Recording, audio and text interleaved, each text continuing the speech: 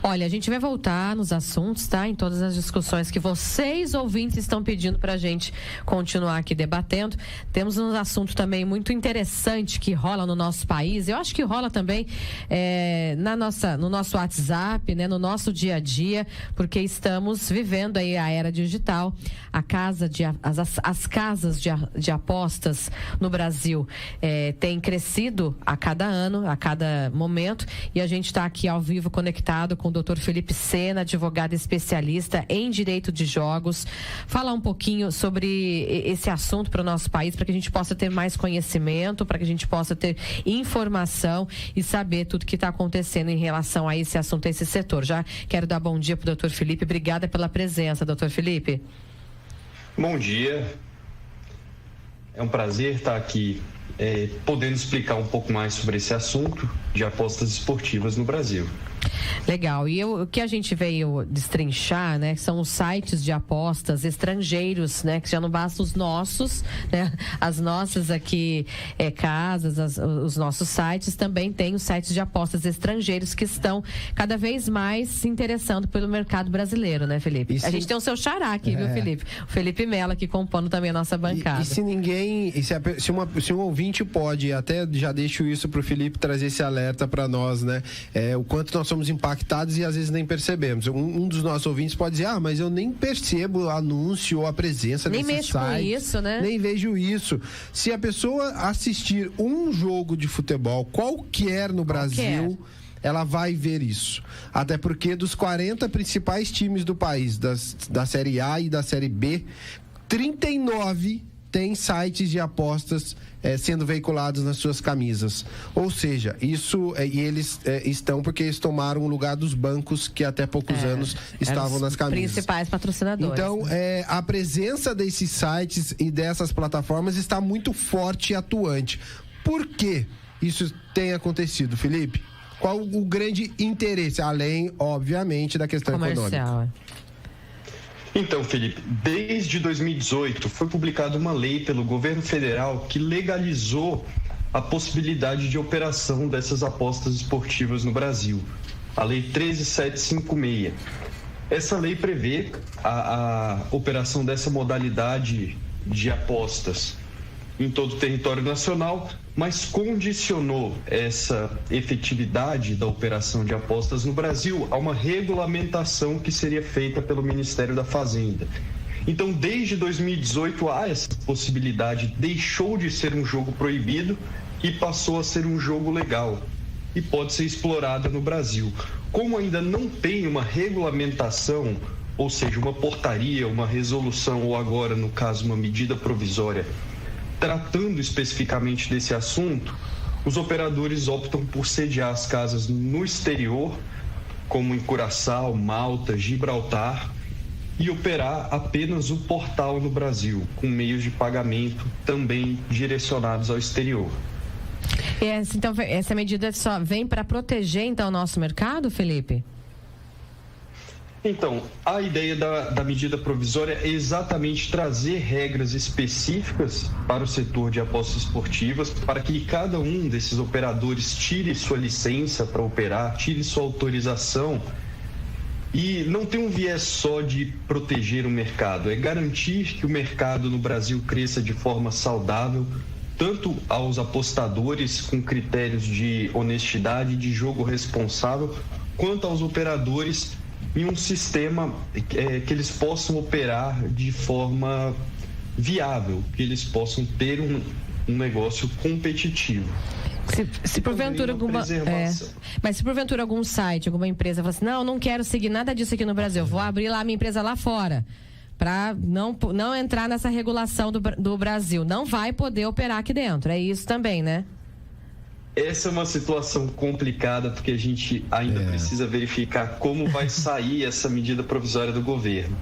Mas a ideia é de que as empresas que não obterem autorização no Brasil vão sofrer uma série de proibições, como proibição de geolocalização, ou seja, o jogador vai entrar na casa de apostas que não está autorizada no Brasil, ele não vai conseguir por meios comuns, na internet, no celular.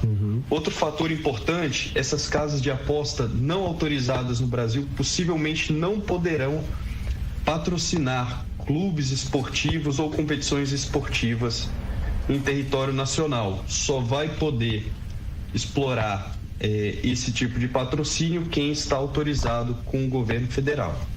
Essa medida provisória, Felipe, prevê que tipo de tributação, que a regulamentação também deve trazer aí quem vai fiscalizar.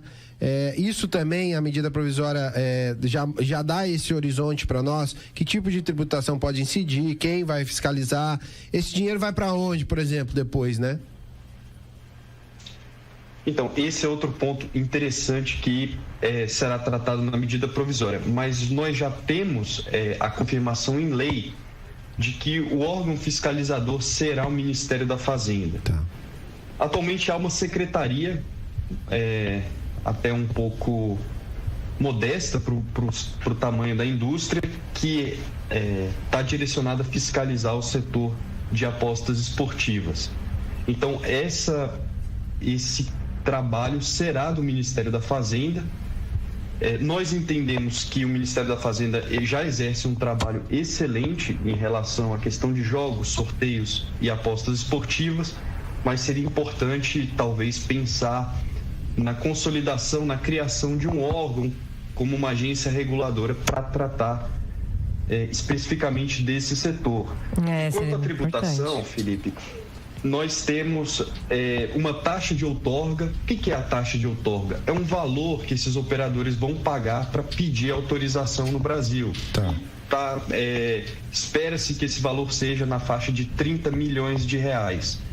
E, além disso, podem ser cobrados os impostos de duas formas. Uma, o imposto diretamente à pessoa jurídica, à empresa que está operando essas apostas no Brasil, e e um imposto aos apostadores, seja ele com uma porcentagem do prêmio, seja ele um imposto de renda, como se isso fosse uma nova fonte de renda ao apostador. E aí vai para onde esse valor? Interessante. Tem já especificado, doutor? Não, porque entrando pela Fazenda, né? Os valores precisa ser devidamente escolhida na medida provisória. A gente fala dos valores porque os estudos do governo mostram que há uma expectativa de uma arrecadação mínima com a regulação de 2 bilhões de reais. É um mercado muito promissor. Então, quer dizer, é muito dinheiro envolvido, e é por isso que o governo cresceu o olho e quer regulamentar rapidamente, porque é um valor que movimenta, é um setor que movimenta muito, não só no Brasil, mas, claro, em todo o mundo. Também. Mas sem essa regulamentação, a atuação dessas empresas hoje, como acontece? Se eu entrar aqui em um site de apostas e fizer minhas apostas, é um erro, é um crime, é uma fraude? Quem tá fazendo ou isso, não? Né? Isso pode acontecer, porque isso acontece o tempo todo. Então, não chega a ser uma situação ilícita. Travou? Vamos ver se a gente consegue restabelecer. Felipe, deu uma travada pouquinho, sua conexão travou por um minuto. Para reiniciar a resposta, você estava falando que não é uma situação e não chega a ser ilícito, né?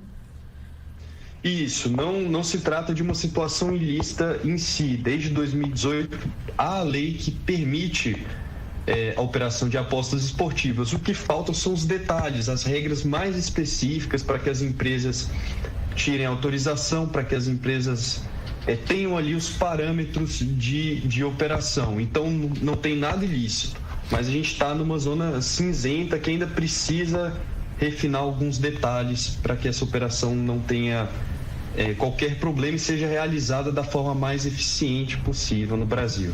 Muito tem se falado também sobre a manipulação dos resultados, né, nos jogos.